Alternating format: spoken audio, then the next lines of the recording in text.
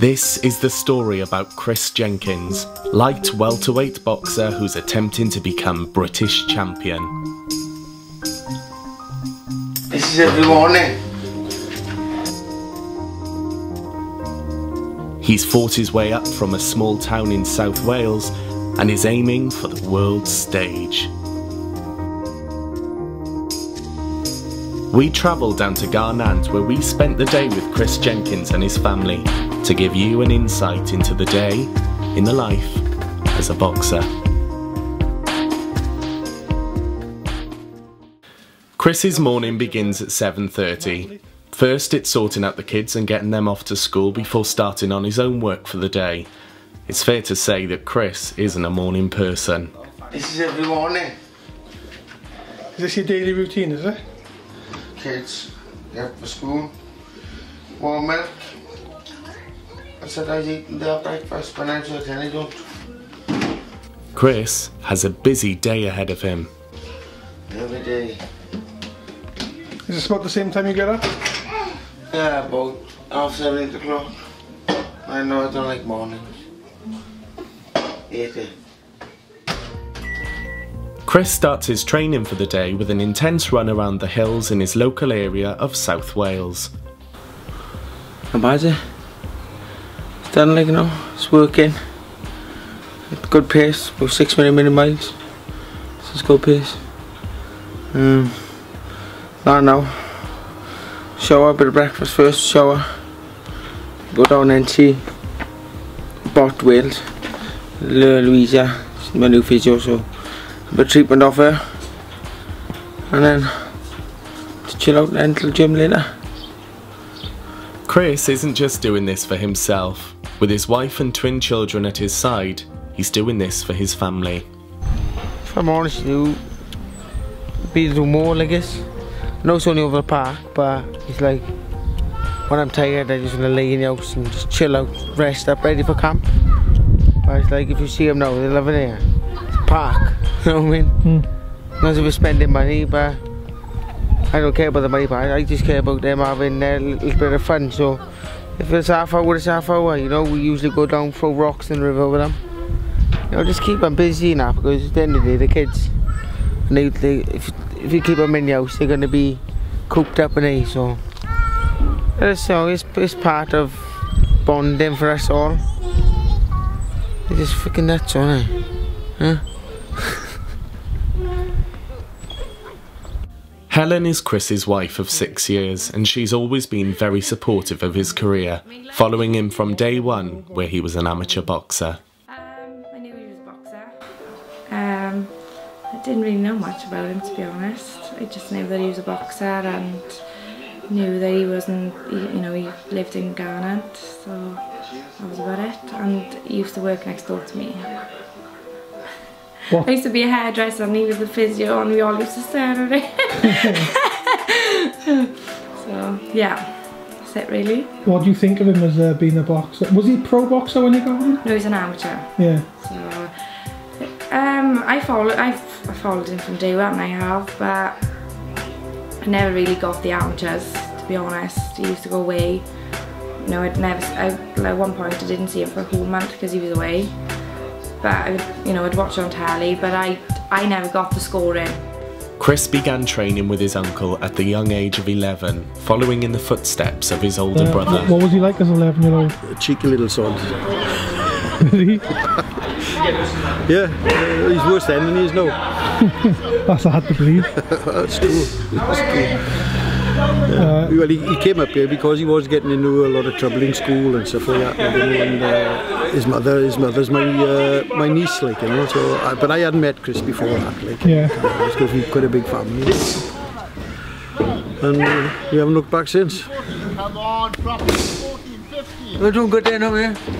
Good work. Chris had a turbulent school life. His attendance was poor and he was a self-confessed class clown. With little to do in the South Wales valleys, he managed to find his passion in boxing and has turned his life around. Did you go to school around here, Chris? No, I was born in Pontardawe, next village down, where I went to I went to Meadowville Primary School for a few years. and we moved in because of family arguments. They ended up in Ystradowyn. Then I ended up in Brenham School for the last year. And then I went senior school. I went to Amma Valley Comp. I didn't like it, also. My attendance weren't the best. I was like, I was never brainy. I hated school. I wouldn't say that I had many friends in school. I had my little bit that I was happy with. But, you know, school was shit. Did you come up with any qualifications? I think I had a C in English. Even though I can't even speak English, so bad it. Welsh. I think I had a C in, but... Was you ever like fighting in school? No, I was always naughty, like the class clown.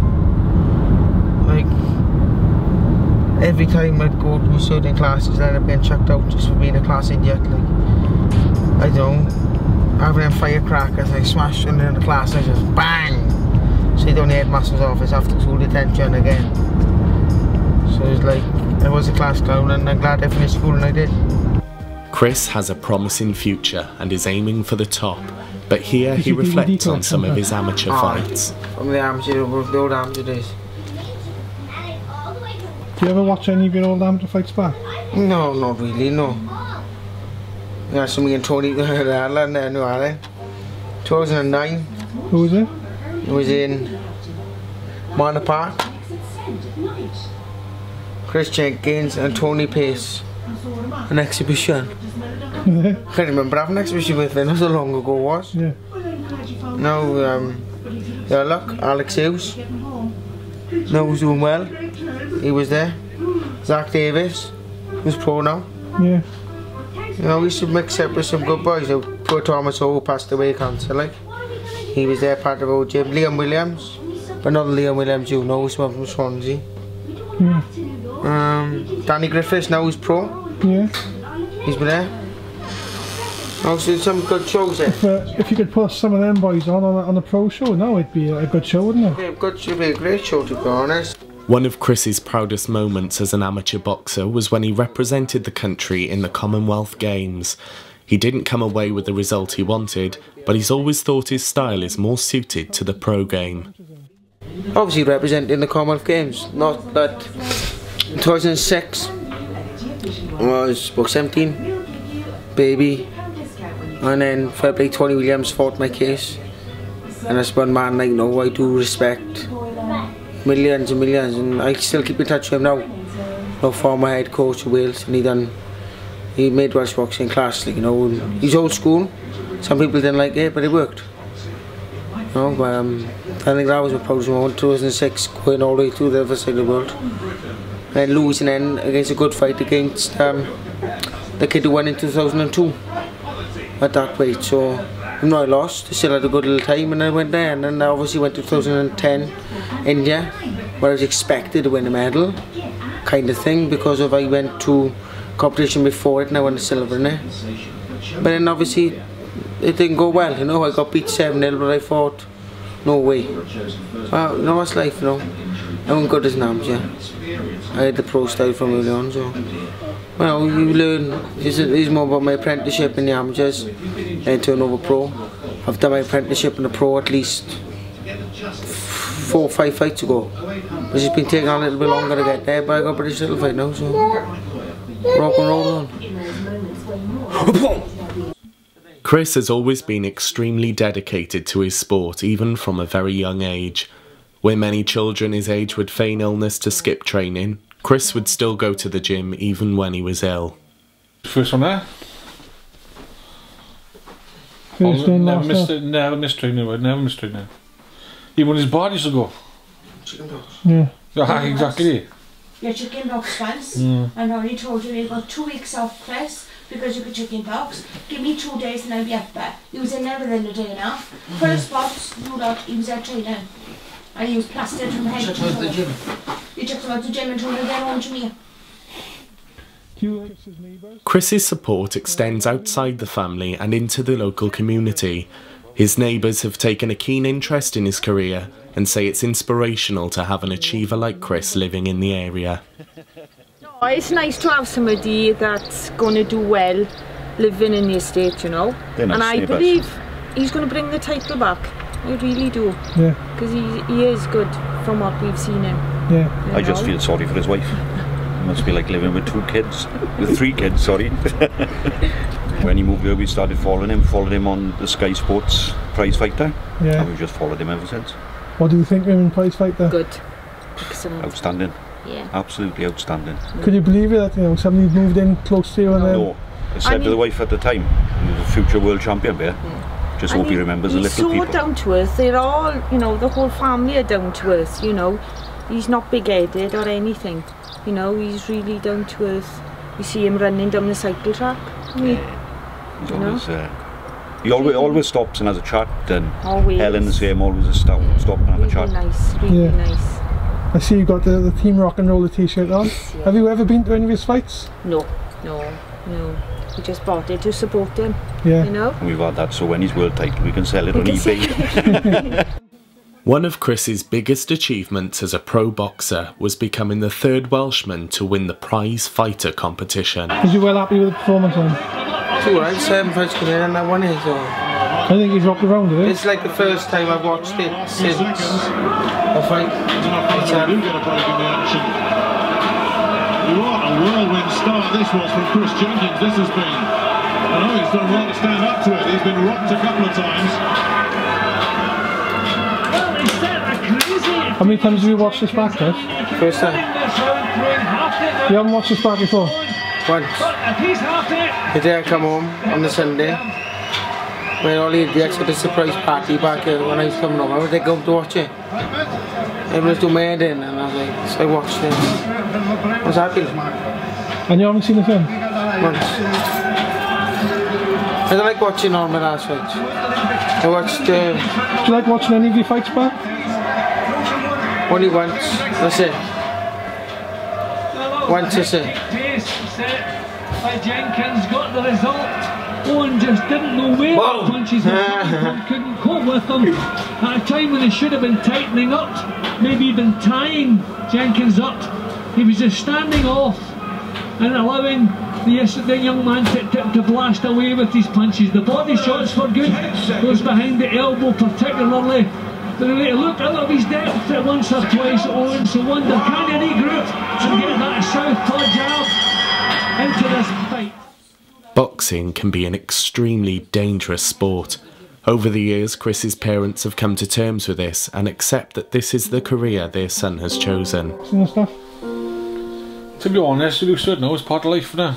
It's like Johnny Owen, he died in the ring, didn't he? Yeah. You know what I mean? To me, that's his job. That's what he wants to do. That's his job. He loves this, so he does what he wants, like, you know? Yeah. I can't tell him what to do, he's old enough now. Whilst training for the biggest fight of his career, Chris collapsed outside his gym, needing urgent hospital treatment. His mum Mandy received the news and was horrified. My uncle phoned me and said, have you heard about Chris? I said no. And he said, oh, don't panic. He said, and what are you going to think when somebody tells you don't panic on the phone? Yeah. You're going to totally panic then, aren't you?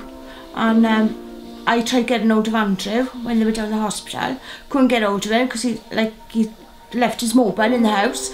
So next thing I phoned Johnny back. He said they just got there, he said, in accident emergencies in Morriston. So I phoned Helen then, his wife, down the house. She said, do you want me to come up and pick you up to take you down? I said, no, it's fine. I said, Andrew will be back now for you to get down there. Well, fair play, he stayed down there all night with them, and he came back in at 11:30 the following morning and told me what had happened. It was Chris's father Andrew who discovered him collapsed at the gym. What was going through your mind? Well, I only went up there to give him a letter, to be honest. I've been up there for a long time. And I seen him coming out of the car, he looked rough. And as he walked into the gym itself, like in the corridor, I went round the corner, found him on the floor. I thought, Jesus Christ, what's the matter with you? He's all spasming up, like, you know, really sweating, and they shit themselves, to be honest. And Ronnie, the trainer, come and everybody come. And they picked him up, physically, 4 of us quickly picked him up and put him in a chair. And he just pulsing, and he was in pain, like, you know, really in pain. You could see it, like, no messing about. Well, in the end, we decided that I just took us to the hospital. You know what I mean? You had to pull out your last fight, Chris, with tired on yours due to illness. Can you tell us, you know, a bit about that? Tuesday night, and come back from a run. Didn't feel too good, but I didn't feel too bad. Just thought, oh, maybe just because the weight's down now, I'm feeling a bit shitty. Went to bed by about 11:30. Woke up about 1:30 and like really dry throat and it was sore like. So I came downstairs, so I drank about a few mouthfuls of milk, so they reckon that's good for a sore throat, drink milk. Woke up the next morning then and I had really bad stomach, and I was basically on Wednesday morning, I was just shitting like a racehorse, and I wasn't even eating anything, I hadn't even ate nothing. So then when every time I was shitting, I was coming down, I was drinking water. I drank a Duolite as well, that came straight through me again. About 3 o'clock in the afternoon, 2 o'clock in the afternoon, went to do a run, only the small one, a 3 mile it would have been. I got just down to the corner road there, and I felt my legs move underneath me. So I kind of held on the bridge and let myself sit down. So there for about 15-20 minutes, trying to get back up. I had nothing in my legs and I thought, whoa, what's going on here? Got home, jumped in the freezing cold bath. So I thought, because my temperature was stupidly high. And then, but I was freezing cold as well. I was boiling on, so I got, when they went to pick me up to go to the gym, as I was in the passenger seat, the guys, I started having cramps. Like in my arms, my legs, all through my body, and I thought, oh, this ain't right, like, but I managed to go out the car, and as I was walking into the gym, my old man was behind me, and he's like, Chris, I go later. I said, Dad, fucking later. I said, grab me, I'm going. He goes, what's wrong? I just blacked out. I was out for a couple of seconds, come back around, I couldn't move, I was just paralysed on the floor. They picked me up, took me to the hospital. They said it was all down to stomach virus. Basically, my body just said, do you know what? Fuck off, like, I'm gonna shut down on you, you're not doing nothing. My blood levels are low. I had a temperature of over 40. Obviously, I was slightly dehydrated, like every boxer when they make weight. But the main reason for it was because of the stomach bug. Chris is regarded on the circuit as one of the hardest trainers out there. Whilst outside the ring, he's known as a funny guy who likes to have a laugh and a joke. Inside the ring, things couldn't be more different. Chris takes his training and his sport very seriously. You often first into the gym? No, only certain days, like on a Wednesday, because of I train come Gosh Rugby fellas pre-season now on Tuesdays. So then I get the keys from the Tuesday night, but usually it's morning here or Steph here opens up. Don't be long now, I'm early, I pissed the bed. What's going through your mind, Chris, when you walk into a gym? Time to get to work. There's my job. No, not gonna have to skive any corners. I'm here to do what I gotta do, and that's to be super fit, be ready for the fight. That's what I'm doing. Just here to train. Nothing else. There's no messing about. And, oh look, I can see my friend. I want to box. That's what I'm doing. It's if you have an off night, what's your training like again? You always try and get 100%, or do you try and slack, or? Always get 100%. If I'm tired, like it, I'll still be the one that throws the most punches in the gym. Has Ronnie ever got to get onto you? Nothing, nobody asking. I don't believe in going soft. At the end of the day, you've got to train hard to be the best. You know what I mean? What's your skills when you do your As an amateur, Chris has had over 80 fights and won more than 60 of them. As a pro, Chris is undefeated. What kind of stuff are you going to be doing today in the gym? It's 6.5 weeks out from fight night, so I'll just be ticking over, nothing too mad. I'll just be working. I'll just be working on little things and that's it. It'll be right. there many amateurs in the gym? Yeah, to be fair, there's a few. Like, you know, on a busy night, there could be up to 10, 12 amateurs. Do you help out with them and encourage them and stuff, or? Obviously, not as much as the coaches, but if I see them, you know, I say, you can't work. You know, in a different way. Yeah. A bit more meaner, but, you know, at the end of the day, they're doing what they can, but I got to concentrate on my job, and this is my job. So. What do the amateurs think of you? The kids? They don't like me, do they? Are they used to you, or? Yeah, yes and no, like, do they don't like me. Because some of them, they still just do it, like walk past the bag. I'm like, fuck, get away, I'm out in the bag, like, but, you know, it's part of the passing, you know. It gets you used to it, and when you have a fight, there's some plonker acting ringside up. You're used to it kind of thing from the gym, so it's not too bad. I enjoy it, like, you know what I mean? The kids, I like to think they look up to me a little bit. You know what I mean? But they're bound to make them only be that tall, so they have to look up now, right, Chris? When you was training, was there any pros in the gym then? Yeah, smidge. Jason D, class. What did you used to think of them? I used to be scared of him, but I wanted to be exactly like him. Yeah. But then obviously I don't know what happened, he lost the fight, went a bit nuts. Retired, and then that was it then, but Smidge was like a role model when I first started. But now I want to be like, I don't know, Floyd Mayweather. Yeah. Do you see yourself as a role model for the kids, you? I'd like to hope so. I know I don't swear that much. I know I don't swear them in the gym, that's one good thing. But yeah, I'd like them to see what hard work does. Hard work pays off, you know what I mean? Yeah. Hard work in the gym makes, you know, you've got to work hard to reap the rewards kind of thing, you know? So they can see that I've worked hard. I lost a few fights as an amateur, don't get me wrong, but as a pro I'm working hard and the success is shown for itself. Yeah. Boxing trainer Ronnie Morris has been training Chris since he was a schoolboy. What a lot of people don't realise is Ronnie is Chris's uncle and has been fighting his corner all his life. Ronnie is always at Chris's ringside, not only as his biggest support, but as his biggest critic, always looking for ways to improve. The boxer never stops learning. Steph Davis is Chris's pad man, and he's been working with him for over a decade. He's seen Chris develop and grow from an amateur boxer, and explains how Chris's hard work and dedication has only ever got stronger. We go back to 2005 when I started on the pads with him. So I finished boxing in 2004. And then I started coaching with Ronnie in the gym then. And from 2005 onwards then, I've been so far as 10 years. So it's been quite a while now. So you've been with him since amateur and seen him switch over? Yeah, yeah. What was he like, you know, training as an amateur? Most dedicated person you can find, to be honest. He's just as he is now. He lives and breathes it. Yeah. You know, he's nobody works harder. He's not, you know, he just gets on with it. Like, you know, he lives for it, sleeps it, eats it. Like you know yourself, you've been in the gym a long time, and you've seen lots of people come and go. Yeah. And have you ever seen anybody who trains as hard as him, or? No, to be honest, no. No, I think with Chris, like, you know, he's meant to be champion, to be honest. You know, he's got a champion's mentality. You know, it's like anything he does, you know, if you go running with him, he won't leave you win.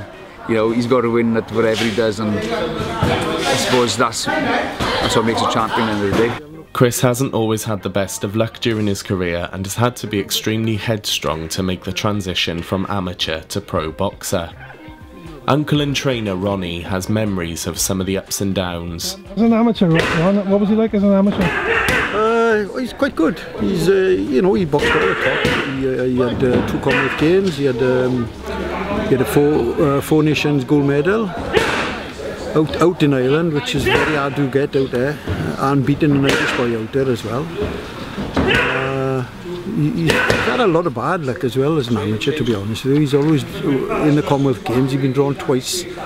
Once against an Olympic bronze gold medalist in the first round, and the other time he boxed the Commonwealth champion in his first fight. So, which was, you know, a bit unlucky it was like. And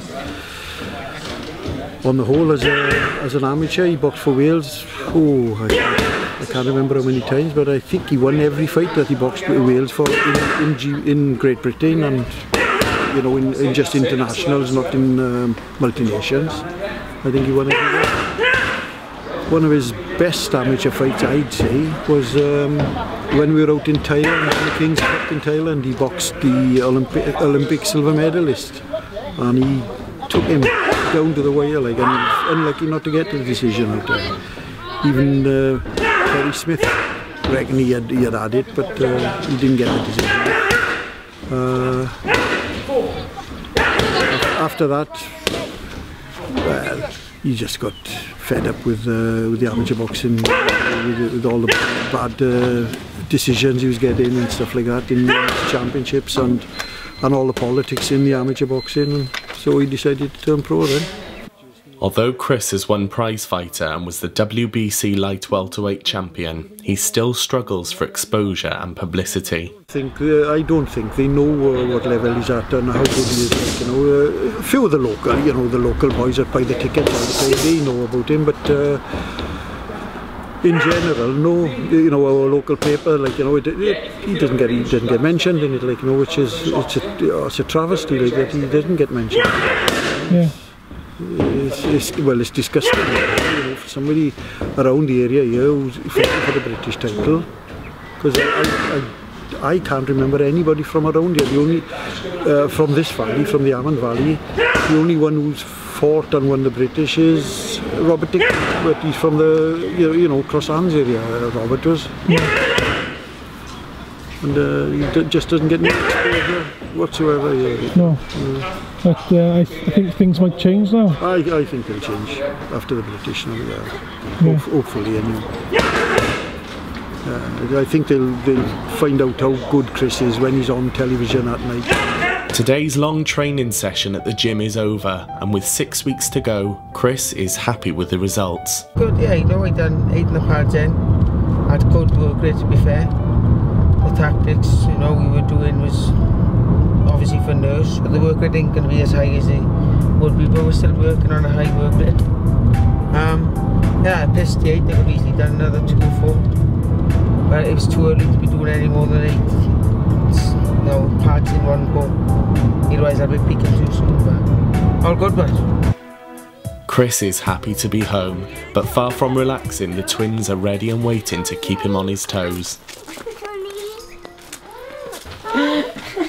Voila!